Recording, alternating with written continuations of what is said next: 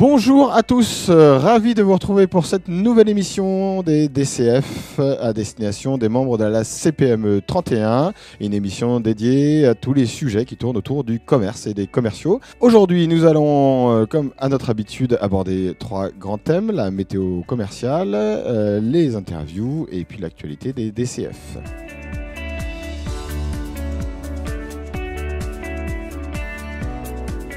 Alors, le plan d'action commerciale, le PAC, c'est important puisque c'est la traduction opérationnelle de la stratégie de votre entreprise. Toutes les stratifications de votre entreprise sont concernées par ce PAC. C'est la direction que vous allez donner, la direction des ventes ou encore marketing. Donc, établir ce PAC, ce plan d'action, ce n'est pas une option, c'est vraiment important pour développer votre performance commerciale. Alors, on peut le résumer aujourd'hui en 7 étapes. Le premier, c'est rappeler bien évidemment la stratégie de votre entreprise. Qui vous êtes, où est-ce que vous allez, c'est quoi votre vision, votre mission sur le marché. Vous pouvez, en deuxième point, analyser la concurrence avec le fameux SWOT que vous avez certainement ou que certains ont appris dans leurs études marketing. Le SWOT, donc avec les forces, les faiblesses, les opportunités et les menaces du marché. Quelles sont vos forces sur ce marché? Quelles sont vos faiblesses? Quelles sont vos opportunités? Ou quelles sont vos menaces? Ou quelles sont les menaces qui pèsent sur vous? C'est assez important parce que ça vous permet d'avoir une belle visibilité pour positionner votre entreprise et savoir où aller agir le plus rapidement. Fixez bien évidemment des objectifs commerciaux. Alors commerciaux et comme la plupart des objectifs sont des objectifs ce qu'on appelle SMART.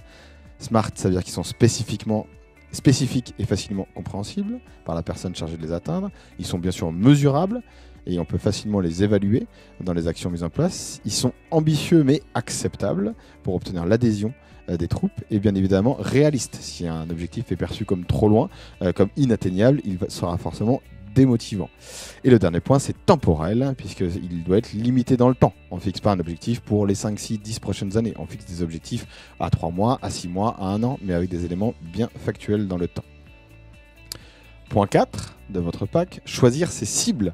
Quelle part de revenus allez-vous générer? Avec quel type de cible? Est-ce qu'il faut aller sur toutes les cibles? Est-ce qu'il faut se concentrer sur une ou deux cibles par rapport à vos forces, par rapport aux menaces que vous avez? Il y a peut-être déjà des clients qui sont sur certaines cibles sur lesquelles il ne faut pas aller pour l'instant et vous allez vous concentrer sur d'autres éléments. Quels sont les différents parcours d'achat? Le réseau social sur lequel ils évoluent et sur quels achats, sur quel support ou lieu d'achat vos cibles sont là et surtout quels sont les leviers qui vous rapportent le plus. Déterminez aussi les profils de vos équipes pour aller chercher ces cibles. Est-ce que vous avez besoin de télévendeurs pour des actions? Est-ce que vous avez besoin de chasseurs? Rappelez-vous, dans l'émission précédente, on avait parlé des différents profils de commerciaux, des différents profils de chasseurs. Peut-être d'avoir des commerciaux plutôt rapides pour closer ou des commerciaux qui sont capables d'accompagner des projets sur plusieurs semaines, voire plusieurs mois. Une fois que vous avez détaillé toutes ces actions, c'est important bien évidemment de bien déterminer le budget alloué, de terminer le détail de votre plan d'action. Vous pouvez utiliser pour ça un tableau avec comme support dans lequel vous inscrivez chacun de vos objectifs, les actions à mettre en place, bien évidemment les deadlines et les budgets alloués. Et aucune action ne devrait être menée sans être mesurée et mesurable. Donc le dernier point, et c'est évidemment le pilotage qu'on appelle des KPIs, des clés de performance. Quels sont les éléments clés que vous allez mesurer pour analyser vos ventes et mesurer vos ventes, surtout mesurer la marge, le nombre de devis signés, les quantités vendues, les quantités perdues, quel est le bon taux de fidélisation, le bon taux d'attrition aussi, le bon taux de transformation que vous allez avoir. Tous ces indicateurs sont très pertinents pour vous et évidemment vous pouvez les utiliser et les avoir au sein d'un CRM.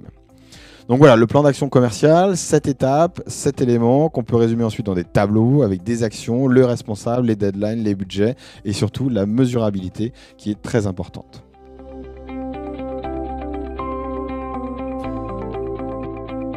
Aujourd'hui, pour cette interview, nous allons interroger Élodie Barraud qui a créé la société Rubia, une société expert en formation et culture commerciale auprès des indépendants. Bonjour Élodie Barraud. Bonjour. Tu as créé la société Rubia, une société qui fait du conseil et de la formation en culture commerciale auprès des indépendants. Tu interviens aussi notamment auprès de la CPME, auprès des 10 commandements, et tu as, je crois, la semaine dernière déjà fait une intervention autour du plan d'action commercial, qui est notre sujet du jour. Oui, exactement. C'était la semaine dernière avec la première promo.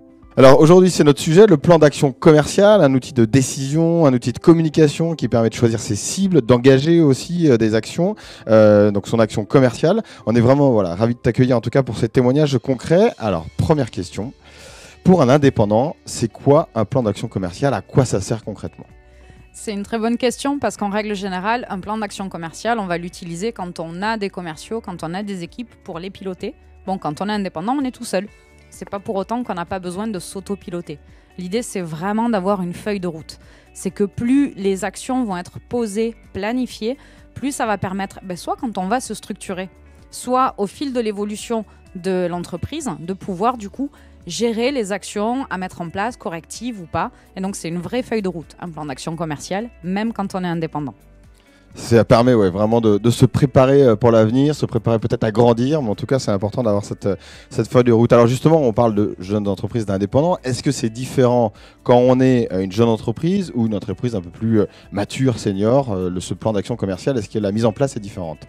Oui, la mise en place est différente parce qu'en fait, ce qui va se passer, c'est que lorsque on est en création, un plan d'action commerciale, ça va être un peu comme un business plan, de base faux, vu qu'on n'a pas d'indicateurs, on n'a pas de ratios sur lesquels se baser pour du coup calculer les actions et le quota d'actions qu'il va falloir mettre en place. En revanche, quand on a déjà une activité, on a la possibilité de se poser, de calculer donc les fameux KPI, ratios, indicateurs, on les appelle comme on veut, qui vont du coup permettre d'avoir un plan d'action commerciale plus fin et plus adapté à la réalité de votre business, de leur business. Alors justement, à propos des KPIs, des indicateurs, c'est notre prochaine question. Est-ce qu'il y a, quel est le rythme de mesure et quels sont un peu les critères de performance et les KPIs de performance d'un plan d'action commerciale? Donc en fait, les indicateurs qu'on va pouvoir utiliser, à mon sens, quand on est indépendant, c'est démarrer vraiment par la base de l'indicateur commercial. Taux de transformation, temps de transformation. Ça paraît tout simple, mais vraiment savoir combien de temps vous mettez entre le moment où vous rencontrez un prospect et le moment où vous le signez. Ça va vous permettre vraiment d'avoir un pilotage qui va être plus fin dans vos actions et surtout le temps qui va donc dépendre effectivement du business. Il y a des business où on va avoir des temps de transfo qui vont aller très très vite. Ça peut être une semaine, 15 jours.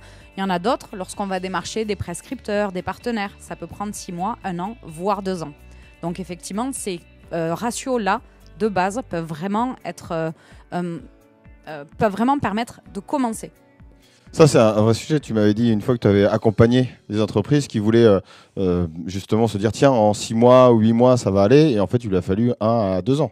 Oui, exactement. J'avais une cliente qui avait un business très, très spécifique. Et en fait, il fallait qu'elle crée vraiment tout un univers où en fait, elle avait des partenaires, elle avait des prescripteurs. Et ces gens-là avaient besoin de lui faire confiance. Donc, quand on s'est rencontrés, j'avais identifié qu'il lui faudrait au moins 1 an. Bon, par chance, comme c'est quelqu'un qui travaille beaucoup et qui a mis en place beaucoup d'actions, effectivement, au bout d'1 an, elle a récolté les fruits et aujourd'hui, tout se passe bien pour elle. Le travail, ça c'est important. Et justement, on parlait de secteur, donc de temps, de taux de transformation et de temps de transformation. Alors, on va peut-être aider un peu les indépendants ou les TPE, PME de la CPME. Est-ce qu'il y a des éléments d'environnement professionnel, justement, où tu peux donner des exemples, peut-être de temps ou de taux de transformation différents?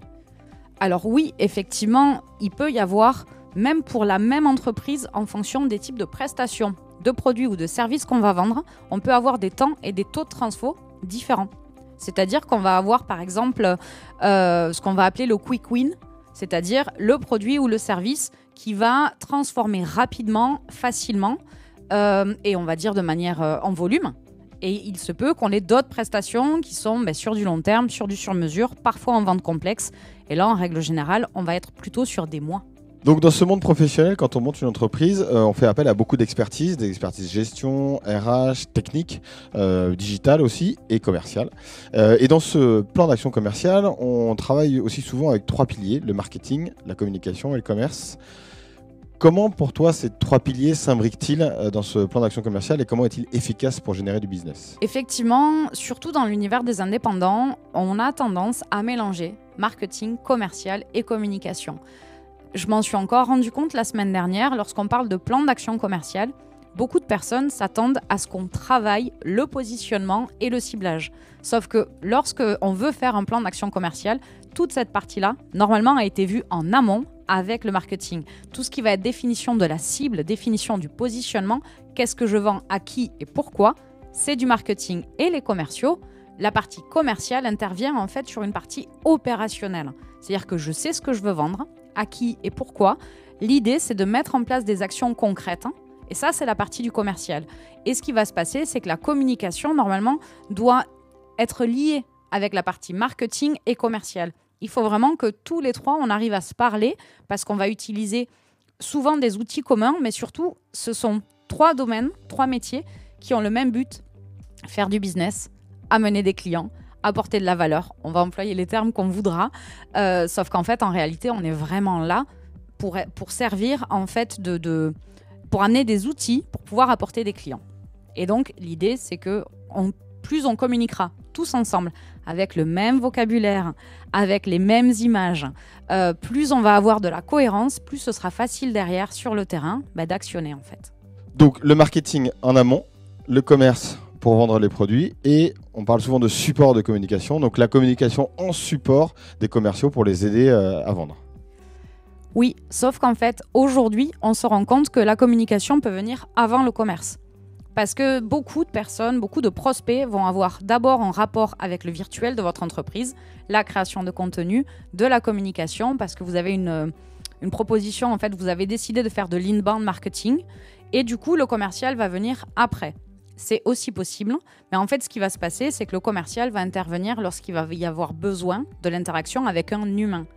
Et c'est là aussi que c'est très important que la com soit en support ou soit avant l'interaction avec un commercial. C'est vraiment que tout soit lié et le même discours et transmettre la même chose. Parce que sinon, c'est le meilleur moyen pour perdre l'interlocuteur et faire en sorte que tous les efforts en amont et en aval ne fonctionnent pas.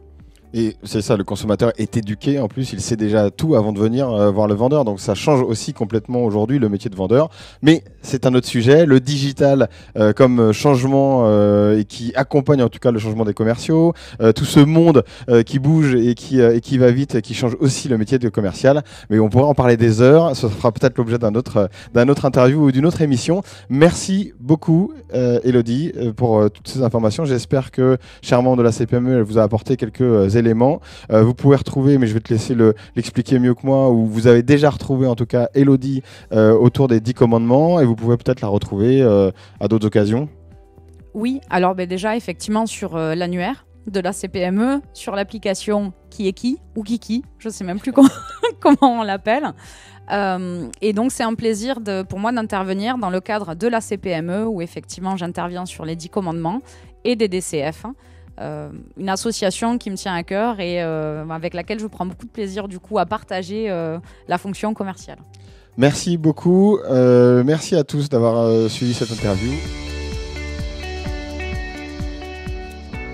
Et pour terminer cette émission, l'actualité des DCF, passé et à venir, notamment avec le DCF Lab. Nous avons eu la chance d'être reçus chez InSitu à Blagnac avec une intervenante de grande qualité, Elodie Guyot de Terre EFC Occitanie, autour de l'économie de la fonctionnalité. Alors je vous invite sincèrement à regarder de plus près ce que c'est. On vous invitera avec grand plaisir aussi au prochain DCF Lab sur ce sujet. Mais il y a beaucoup à faire dans cet environnement aujourd'hui écologique, de sobriété, de responsabilité dont on entend parler. C'est un sujet très porteur.